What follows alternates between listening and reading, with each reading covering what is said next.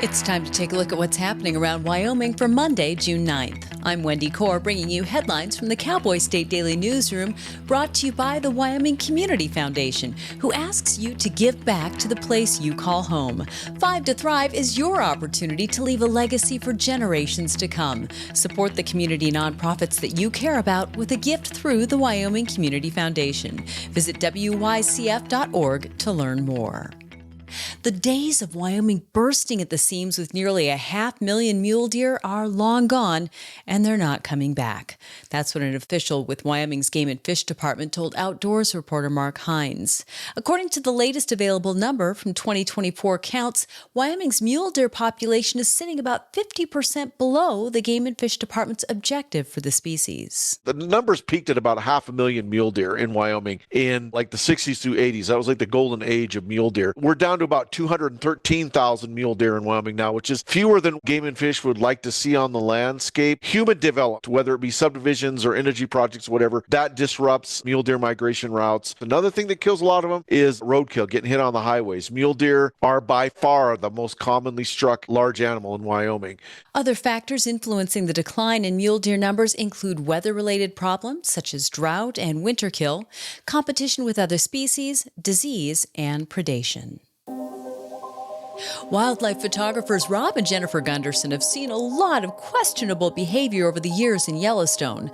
But on Tuesday, when the couple was celebrating their 20th anniversary with a visit to Yellowstone National Park, they told Cowboy State Daily's Andrew Rossi that they captured an increasingly common incident of dangerous behavior in Yellowstone. It was their first time in Yellowstone in decades, and they were joking about the fact that people can be that foolish in the park, but they didn't think that they'd ever see anything like that with their own eyes, that nobody could be that reckless with their lives, let alone their children's lives while they're in the park. And yet it played out right in front of them. It's not just one woman with one toddler. If you look in the video, there are several mothers with very young children. One's holding an infant well within the 25-yard boundary that the park asks that you keep between yourself and bison. It's very fortunate for them that the bison was patient, because had it decided it was having a bad day, we might not just be talking about injuries. There could have been fatalities.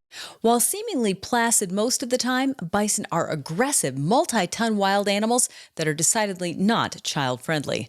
Approaching a bison is one of the most dangerous decisions anyone can make in Yellowstone. Ernest Hemingway did some of his best writing in Bighorn, Wyoming at the historic Spear Ranch, which he prized for its solitude and seclusion. It was at the Spear Ranch in rural Sheridan County where Hemingway wrote at least some of his famous novel, A Farewell to Arms.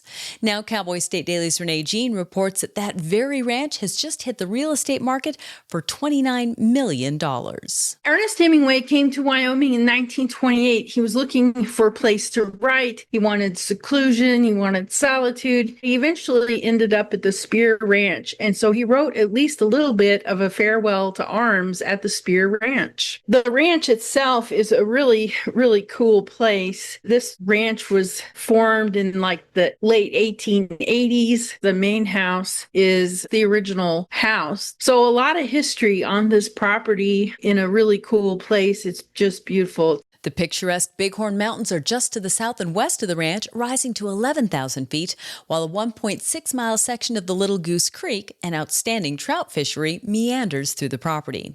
The main house offers 7,400 square feet of New England-style living space with natural oak wood flooring, 8 bedrooms, a formal dining room, and the latest high-end appliances in the kitchen.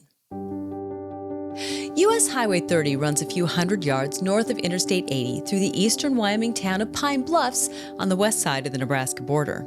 Now more of a lazy county road, U.S. 30 for decades was a bustling thoroughfare running east and west through Wyoming before the interstate was built.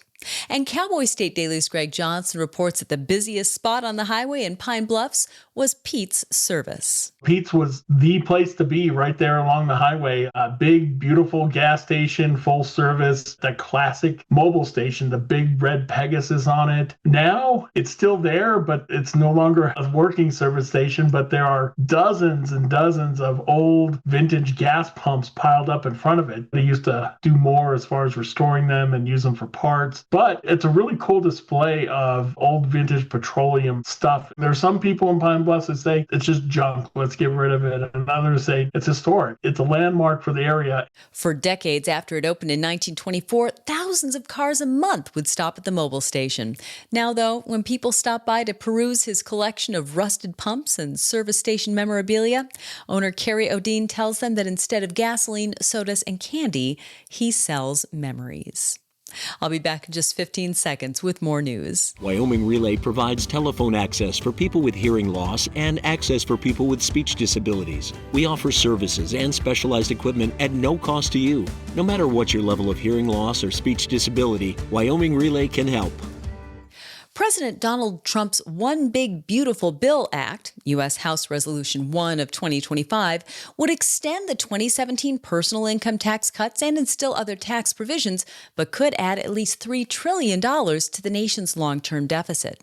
And Cowboy State Daily's Clara McFarland reports that Wyoming legislators are raising a warning flag about a provision of the bill that could violate the 10th Amendment's guarantee of certain state rights. Somewhere in all of that, according to State Representative Daniel Singh, the 10th Amendment is being trampled. And what he's talking about is a clause that says states cannot enforce any AI strictures for 10 years, right? So the feds are investing all of these millions into their own AI developments. And then there's a clause that says the states cannot do anything about it. So Daniel Singh was like, what happens if we want to legislate something and we cannot? The powers not set aside for the federal government are left to the states in the 10th Amendment. It's about state sovereignty. It's about local control. And those are tenets that are very near and dear to Wyoming. Wyoming's senior Senator John Barrasso's office isn't sure if the AI provision is going to be in the bill once it hits the Senate floor.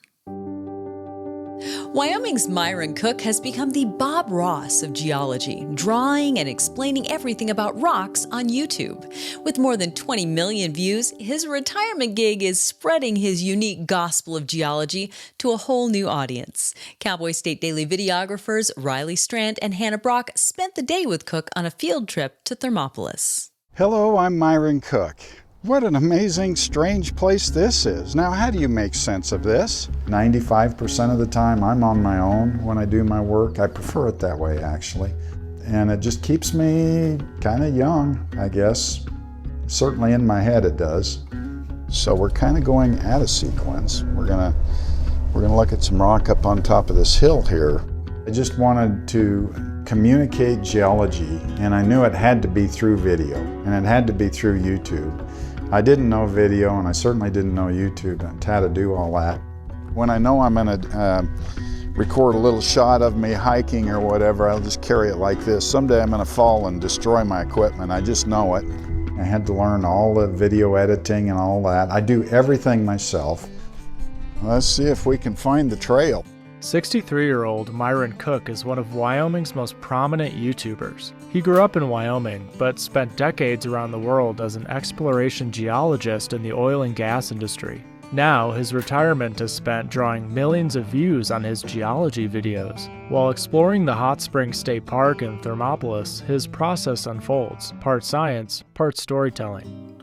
My particular focus is bringing the history of the Earth in focus and the geological processes that occur to create the beauty around us. You can watch the full video at cowboystatedaily.com.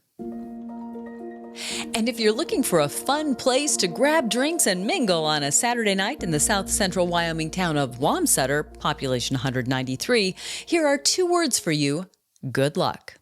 But if for some reason you find yourself in this outpost community off I-80 between Rock Springs and Rawlins, whose biggest employer is a truck stop and whose own residents have all blown in from elsewhere, Cowboy State Daily's Zachary Sontag has another 2 words for you: desert bar. The exterior's got cinder block, flaking painted wood paneling. The sign is so weather beaten you can barely read it, and that actually makes it kind of charming in my opinion. But what's surprising about it is just how dead it is. On a recent weekend evening, the Saturday night rush amounted to a grand total of 2 patrons, including one truck driver who ran out of hours between Portland and Omaha, and yours truly. And if you are to believe what the manager, Audrey Kraft, tells us, this used to be a really happening place. The owner may not be around by the time that happens. Rosemary Rowe is 95 years old. She's owned the Desert Bar for almost 50 years. She bought it in 1977. And she is still, every day, walking